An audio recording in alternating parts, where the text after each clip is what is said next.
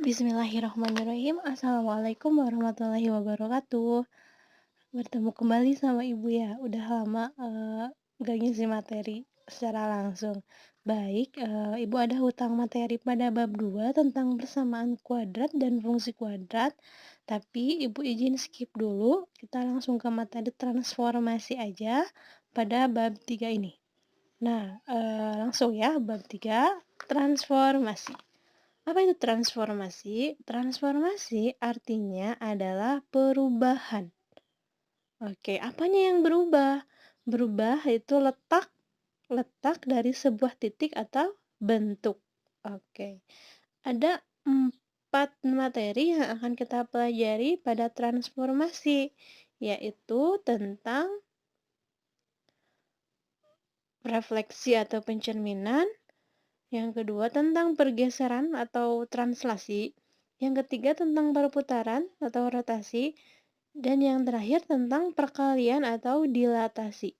Oke, materi yang pertama yaitu tentang refleksi atau pencerminan. Iya, refleksi adalah suatu transformasi yang memindahkan tiap titik pada bidang dengan menggunakan sifat bayangan cermin dari setiap titik-titik yang akan dipindahkannya. Nah, ada beberapa sifat yang mesti dipelajari. Apa aja nih? Yang pertama, objek. Ini sifat pada pencerminan. Yang pertama, objek dan bayangannya selalu sama atau kongruen. Kongruen itu artinya bentuknya dan ukurannya sama persis. Mungkin hanya beda posisi. Itu maksudnya kongruen. Oke, sifat kedua, jarak titik pada objek dan cermin sama dengan jarak titik pada bayangan dengan cermin. Ya. Nah, terus sifat berikutnya, tinggi objek pada kenyataannya itu sama dengan tinggi objek pada bayangannya. Nah, garis yang menghubungkan masing-masing titik pada objek dan titik pada bayangannya selalu tegak lurus. Oke, lihat gambar di sebelahnya, perhatikan. Nih, ada segitiga. Ini ada sumbu X, sumbu Y pada sistem koordinat di kuadran 1. Kuadran 1 itu nih yang ada segitiga PQR. Nah, dicerminkan terhadap sumbu X. Nah, mohon maaf, sumbu Y. Sumbu Y itu cerminnya, bayangannya ada di sebelah kirinya. Segitiga P aksen, Q aksen, R aksen. Nah, itu pencerminan. Lihat, jarak dari titik P ke sumbu Y itu sama dengan jarak dari titik P aksen ke sumbu Y. Jarak dari titik R ke sumbu Y sama dengan jarak titik R aksen ke sumbu Y. Jarak dari titik Q ke sumbu Y itu sama dengan jarak dari titik Q aksen ke sumbu Y. Ya, lihat baik segitiga PQR di sebelah kanan itu sama persis bentuknya dengan bayangannya, yaitu segitiga P aksen, Q aksen, R aksen. Ini namanya kongruen. Nah, masing-masing titik bayangannya kalau kita ambil garis lurus, dia selalu tegak lurus dengan titik atau dengan cerminnya. Nah, itu maksudnya refleksi. Oke. Nah, ini ada beberapa persamaan umum yang biasanya digunakan pada transformasi pencerminan atau refleksi berikut ini. Jadi ini dia ada kolom pertama itu jenis-jenis refleksinya, kolom yang kedua hasilnya atau persamaan umumnya. Oke, nomor 1 lihat ada satu titik pencerminannya terhadap titik asal 0,0. Jadi persamaan umumnya jika titik asalnya A, B dicerminkan terhadap titik A 0,0, maka A aksennya atau bayangannya yaitu menjadi negatif A, negatif B. Yang kedua, jika pencerminannya terhadap sumbu X dengan titik asal A, B, maka saat dicerminkan dengan sumbu X, hasilnya menjadi bayangannya adalah A aksen A, negatif B. Itu titiknya. Lalu, kalau pencerminannya terhadap sumbu Y dengan titik asal A, B dicerminkan terhadap sumbu Y, maka bayangannya adalah atau A aksen dalam kurung negatif A, B. Jadi kalau sumbu X yang menjadi negatifnya adalah B, kalau dicerminkan terhadap sumbu Y, maka yang negatifnya adalah A-nya. Sekarang kalau ada pencerminan garis terhadap garis Y sama dengan X. Dengan titik asal A, B dicerminkan terhadap garis Y sama dengan X, maka bayangannya menjadi terbalik. B, A itu titik bayangannya. Sekarang kalau pencerminannya terhadap garis Y sama dengan negatif X, maka bayangannya menjadi min B, min A. Nomor 6, pencerminan terhadap garis X sama dengan H. Titik asalnya sama ya, semuanya A dalam kurung A, B. Kalau ini dicerminkan terhadap garis X sama dengan H, hanya itu berapapun nilainya boleh 1, 2, 3, berapapun. Nah, titik bayangannya menjadi A aksen dalam kurung 2 kali H dikurangi nilai A, B. Jadi nilai B-nya mah tetap, yang berubah adalah nilai ininya nih, ya, nilai A-nya. Jadi menjadi 2H dikurangi A.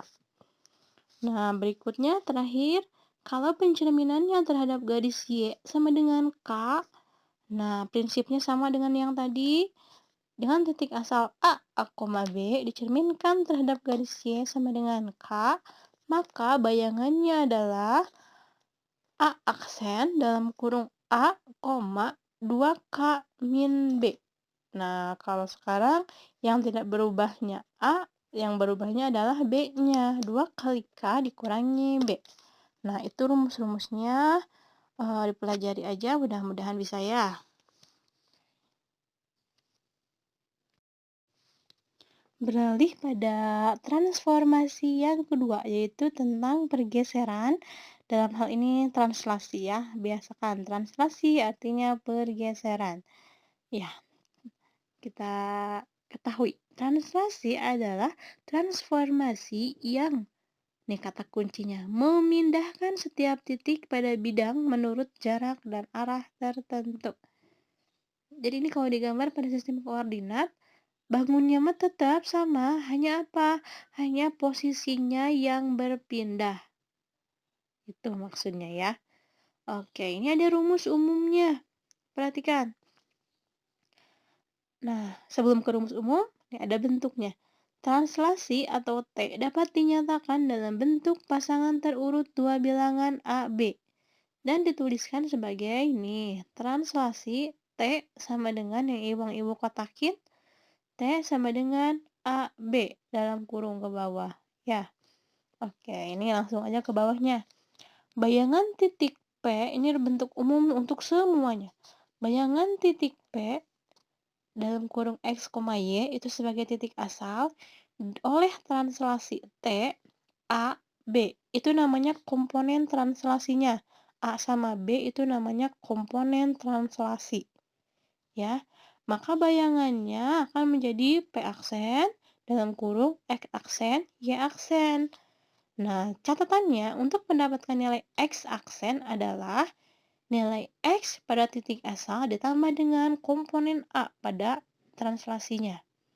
Lalu, untuk mendapatkan nilai Y aksennya itu adalah dengan menambahkan Y pada titik asal dengan komponen translasi yang B. Berarti X aksen sama dengan X plus A, dan Y aksennya sama dengan Y plus B. Oke, dipahami ya? Nah, Ibu beralih ke contoh soal. Oke, ini ada contoh soalnya di halaman 35. Ibu ambil nomor 4, 5, dan 6. Oke, nomor 4-nya, perhatikan soalnya. Koordinat titik A 2,6 jika dicerminkan terhadap sumbu X adalah, oke, yang tadi ya, perhatikan. Titiknya adalah A 2,6. A 2,6 itu sebagai A, B-nya. Dicerminkan terhadap sumbu X. Nah, suatu titik dicerminkan terhadap sumbu X, maka bayangannya menjadi yang asalnya A dalam kurung A, B saat dicerminkan terhadap sumbu X, rumusnya bayangannya menjadi A aksen dalam kurung A, negatif B. Oke, perhatikan. Cari yang A-nya tidak berubah. Berarti A-nya tetap 2.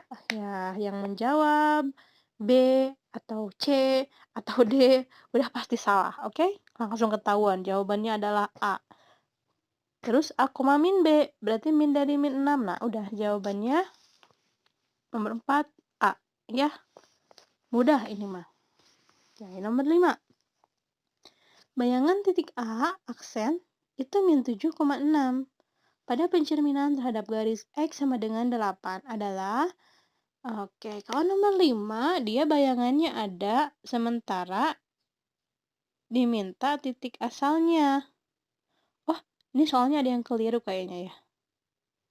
Bayangan titik A aksen pada pencerminan. Oke. Yang pengerjaan ibu sepertinya keliru.